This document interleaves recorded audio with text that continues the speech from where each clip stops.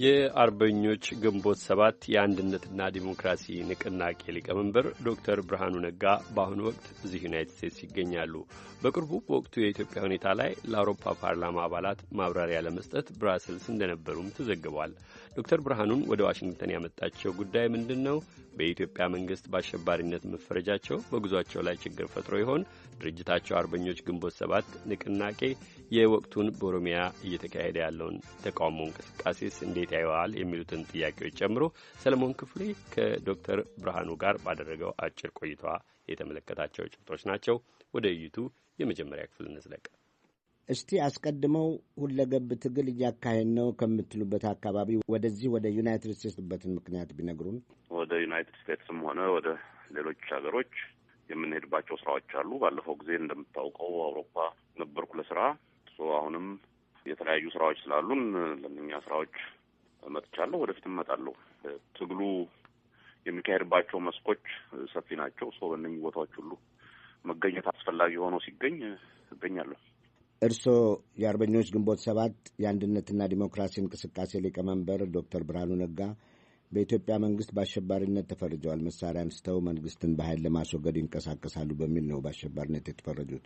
በቅርቡ ወዲህ ወደ አውሮፓ እንዳሉት አሁን ደግሞ ወደ ዩናይትድ ስቴትስ ሲጓዙ መንገድ ላይ የገጠመው ችግር ነበር ከቪዛና የመሳሰሉት ጋር? በፍጹም ምንም የገጠመኝ ችግር የለም። በመጀመሪያ እዚህም ስመጣ ሆነ አውሮፓ ሲሄድ ምንም የገጠመኝ ነገር የለም። ምንም የገጠመኝ ጉዳይ የሌለበት ምክንያት የኢትዮጵያ መንግስት አሸባሪ አለ ማለት ሌላው ዓለም የኢትዮጵያ መንግስት የሚለውን ይሰማል ወር ይቀበላል ማለት እንዳልሆነ መቼም ግልጽ ነው። የኢትዮጵያ መንግስት አተረጓጎም አሸባሪ ማለት የወያኔን ስርዓት የሚቃወም ማለት ነው። ጋዜጠኛ ሊሆን ይችላል፣ አስተማሪ ሊሆን ይችላል፣ በሰላማዊ መንገድ ላይ ወጥቶ ሰልፍ ያደረገ ሊሆን ይችላል። ለወያኔ ስርዓት ሁሉም አሸባሪ ነው።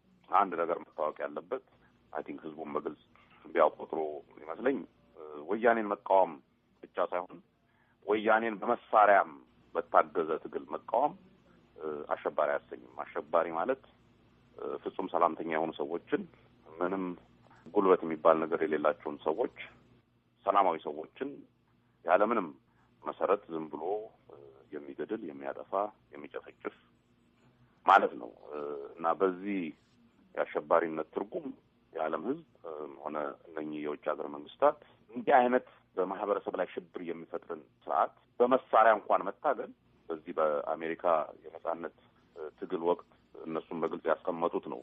የህዝብ የማይወክልን፣ የህዝብን መብት የማያከብርን፣ ህዝብ ላይ በጉልበት የተጫነን ስርዓት በመሳሪያ መታገል ትክክለኛ ብቻ ሳይሆን ከዜጎች የሚጠበቅ ግዴታ ነው የሚለው። ስለዚህ እነሱም ያውቃሉ ማን አሸባሪ እንደሆነ። ያኔ በሰላማዊ መንገድ የሚታገሉትንም ሆነ ሌሎችን ይሄንን ጨካኝ የዘራፊ ስርዓት እውነተኛ በህዝብ በተመረጠ ዴሞክራሲያዊ ስርዓት ለመተካት የሚደረግን እንቅስቃሴ እነሱም አሸባሪ አይሉም። ከዛም ባሻገር ግን ማህበረሰቡን እያሸበረ ያለው ማን እንደሆነ፣ ይሄን ማህበረሰብ እያሸበረ ያለው ወያኔ እንደሆነ በደንብ ያውቁታል። ስለዚህ ነው እንዲህ አይነት ጥያቄም በማናቸውም በኩል በእኛ ላይ እንደማይነሳ ግልጽ የሆነው ማለት ነው።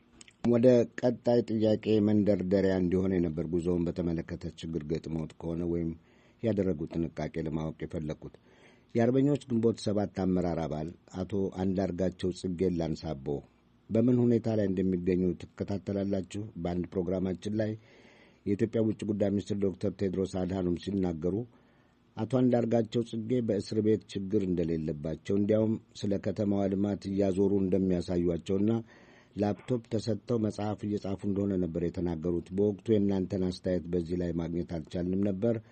እስቲ አሁን እድሉን ልስጠው። ምን ይላሉ ዶክተር ብርሃኑ በዚህ የዶክተር ቴድሮስ አድሃኖም ገለጻ ላይ?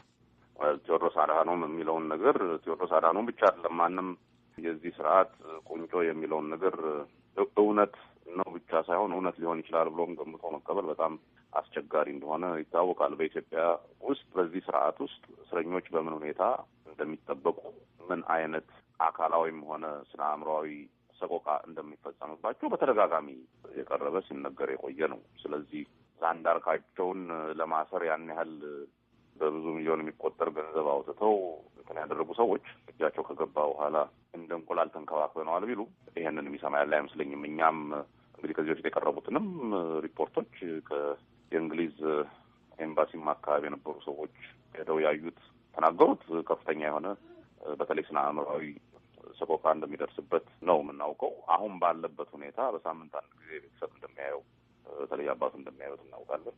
እሱ እንከታተላለን። ግን ይሄ ልክ ተዝናንቶ ተቀምጧል የእኛን ልማት እያየ ነው ምናምን የሚሉትን ጨዋታ ቴዎድሮስ ለራሳቸው ሰዎች ቢነግሯቸው ነው የሚሻለው። ለሌላው ሕዝብ እንኳን ይህንን የሚሰማ ያለ አይመስልም። ዶክተር ብርሃኑ እንደሚያውቁት በአሁኑ ወቅት ኢትዮጵያ ውስጥ በኦሮሚያ ክልል ከ2 ወራት በላይ የዘለቀ የተቃውሞ እንቅስቃሴ አለ። ምናልባት ከዜናችን ሰምተውት ከሆነ ዛሬም በአንዳንድ አካባቢዎች ተቃውሞ ቀጥሏል። እንዴት ያዩታል እርስዎ ሁኔታውን?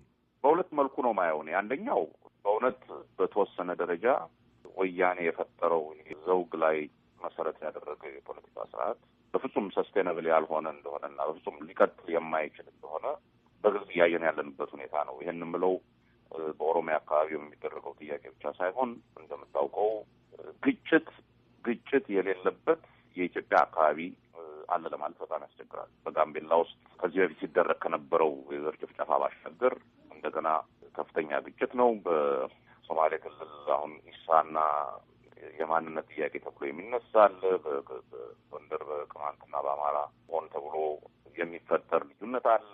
በኮንሶ የትም በለው ይሄ ጥያቄ በሁሉም አቅጣጫ ልክ እንደ አሸን የፈላበት ሁኔታ የምታየው በፍጹም ይሄ ማህበረሰብን እንደዚህ ሆን ብሎ ከፋፍሎ ከዛ በኋላ ደግሞ እንደ አንድ ማህበረሰብ አስተዳድራለሁ ወይም የፖለቲካ ስርዓት ገነባለሁ የሚለው ፕሮጀክት ከሞላ ጎደል ለወያኔ ዝርፊያ ይመች እንደሆነ ነው እንጂ የተረጋጋ ከራሱ የተታረቀ ሰላማዊና ዴሞክራሲያዊ ህብረተሰብ ለመፍጠር በፍጹም የማያስችል መሆኑ እየታየ ያለበት ነው። ሁለተኛው የሚያመለክተው የዚህን ስርዓት ከምንም ነገር በላይ ዝርፊያ ላይ የተመሰረተበት ስርዓት መሆኑና ይሄን ደግሞ በሁሉም አካባቢዎች ግልጽ እየሆነ የመጣበት ነው። የዚህ የመሬት ቅርምትና የመሬት ንጥቂያ ጥያቄ ሰለሞን ምን ያህል በተከታተልኩ አላውቅም። ሲጀምር አዲስ አበባ ነው። አዲስ አበባን ህዝብ ከያለበት ከየመንደሩ ከየእድሩ እያፈናቀሉ ለጊዜው ብር ላላቸው ለራሳቸው ሰዎች መሬቱን አከፋፍለው ጨርሰው ሌላ አሁን መሬት ስላጡ ነው አስፍተው ሌላውን ኦሮሚያ አካባቢ እንደገና ለቅርምት እየታገሉ ያሉት። ይሄን አይነት ቅርምት በጋምቤላ ከ200-300 ሺህ ህዝብ በላይ አፈናቅለው አድርገውታል። እዛም ቢሆን ህዝቡን ከመሬቱ አፈናቅሎ ለሀገር ውስጥና ለውጭ ባለ ሀብቶች በቅርብ ለሚያውቋቸው ለወዳጆቻቸው መሬት ለማከፋፈል ሲያደርጉት የነበረው እንቅስቃሴ ነው። በአፋር እንደዚሁ ዋልድባ፣ ሌላ ቦታ አይደለም። ኢቭን በራያ በትግራይ ዞንም መቀሌም እንኳን ድሆችን እያባረሩ ወያኔም ባለስልጣኖች ባለመሬትና ባለሀብት ያደረጉበት ሁኔታ ነው እና ይሄ የዝርፊያ ስርዓት አንድ አካባቢ ብቻ ተኮር ሳይሆን ሁሉም ቦታ እየተደረገ ያለ የዝርፊያ ስርዓት መሆኑን የኦሮሞን ወገኖቻችን ለየት የሚያደርገው በቃን ማለታቸው ነው። እንዲህ አይነት ዝርፊያ ካሁን በኋላ አንችልም፣ ጫንቃችን ሊሸከመው አይችልም። ስለዚህ በገዛ ሀገራችን በገዛ መሬታችን እንደፈለገ እየተባረን የምንኖርበት ሁኔታ ከሚፈጠር እየታግለን እንሞታለን ብለው በቆራጥነት መታገላቸው ነው እና ይሄ ለእኔ በኢትዮጵያ ውስጥ የሚደረገው አጠቃላይ ትግል አንድ አካል ነው። ይሄ ትግል መደገፍ ያለበት ወገኖቻችን የሆኑ ኢትዮጵያውያን በመገደላቸው በእኚህ ወገኖቻችን ላይ እየተደረገ ያለው የመሬት ዝርፊያ ወገኖቻችን እንደመሆናቸው መጠን እኛንም የሚመለከተን ስለሆነ ከዛም ባሻገር ግን ሁሉም የኢትዮጵያ አካባቢ የሚደረግ አንድ አይነት የዝርፊያ ስርዓት ውጤት ስለሆነ ነው ይሄንን ትግል ሁሉም ኢትዮጵያዊ ሊቀላቀለውና አብሮ አገራዊ ትግል ሊያደርገው የሚገባው ብዬ ነው ማለት። ስለዚህ እነኝህን ወገኖቻችንን የምንደግፍበት፣ የምንተባበርበት፣ አብረን የምንታገልበት ሁኔታ ነው መፍጠር ያለብን። እንደኛ ድርጅታችንም እሱን ነው እያደረገ ያለው። ዶክተር ብርሃኑ ኦሮሚያ ውስጥ ያለው የተቃውሞ እንቅስቃሴ እነሱ እንደሚሉት ሰላማዊ ነው፣ እርስዎ ደግሞ እንቅስቃሴው ሊደገፍ ይገባል ይላሉ። ከእርስዎ የትግል ፍልስፍና ማለትም ትጥቅ ትግልን ካካተተ ትግል ጋር አይቃረንም? ነው፣ በፍጹም አይቃረንም። እንደምታውቀው ሰለሞን፣ እኛ አንድ አይነት ትግል ትጥቅ ብቻ ትግል ነው መደረግ ያለበት የሚል እምነት የለም። በእኛ እምነት የወያኔን ስርዓት ጥሎ እውነተኛ ዴሞክራሲያዊ ስርዓት ለመገንባት ይህ ስርዓት የቆመባቸውን ምሰሶዎች በሙሉ አንድ በአንድ መናድ አለባቸው ብለን እናምናለን።